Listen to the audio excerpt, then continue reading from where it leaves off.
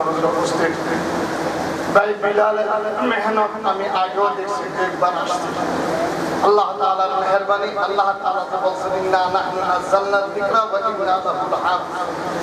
সারা ভারতবর্ষে এক সময় শুধু বাংলার জমিনেই ছিল ৮০,০০০ মাদ্রাসা। ইংরেজ ধ্বংস করছে, ধ্বংস করার পর তৌহিদি জনতার মাধ্যমে বিভিন্ন ধরনের মাদ্রাসা এই জায়গায় সৃষ্টি হয়েছে। এই এলাকার মধ্যে এক ধরনের মাদ্রাসা ছিল নিউ স্কিমের মাদ্রাসা। ১৯৫৮ সালে এক রাত্রে সবগুলি মাদ্রাসাকে স্কুল বানায় বাংলার জমিনে বর্তমানে ৩০,০০০ কওমি মাদ্রাসা আছে, ৪ লক্ষ মক্তব আছে, ৪ লক্ষ মক্তব আছে আমাদের। আল্লাহ শুকরিয়া, আল্লাহ তাআলার মেহেরবানিতে সারা বাংলার কোরআনের আওয়াজ সরকারি যত চাপে আসুক না কেন। ১৫ বছর আমরা জেলে ছিলাম, জেলের ভিতর থাকবো ইনশাআল্লাহ। দিনের কথা চালাই যাচ্ছি, চলতেই থাকি।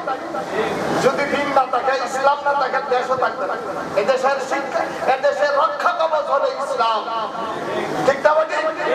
ইসলামের ভিত্তিতে আজকে সরকার দুষছে, ইসলামের ভিত্তিতে ইসলামিক দলগুলি চাপের কারণে আর সমন্বয়দেরকে আমাদের সাথে এক থাকার কারণে এই সরকার এখান থেকে বাড়ি গেছে।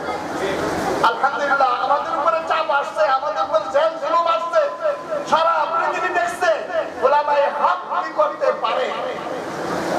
প্রথম কথাই এই যে আল্লাহ তাআলা দ্বীনের খেদমত করাবেন, ইনশাআল্লাহ দ্বীন থাকবে। বেলালের মতো সৈনিক জায়গায় জায়গায় তৈরি করে দাও আর দ্বীন প্রতিষ্ঠা হোক। এই দ্বীনি প্রতিষ্ঠানকে আল্লাহ তাআলা কবুল করুন। সকলে দোয়া করি। অল্প সময় কথাবার্তা বেশি বলতে পারলাম না, আমার মুরব্বিরা আছে ইনশাআল্লাহ পয়লা দোয়া করবে। আল্লাহ তাআলা যেন এই মাদ্রাসাটাকে কবুল করে, এই জন্য আমরা দোয়া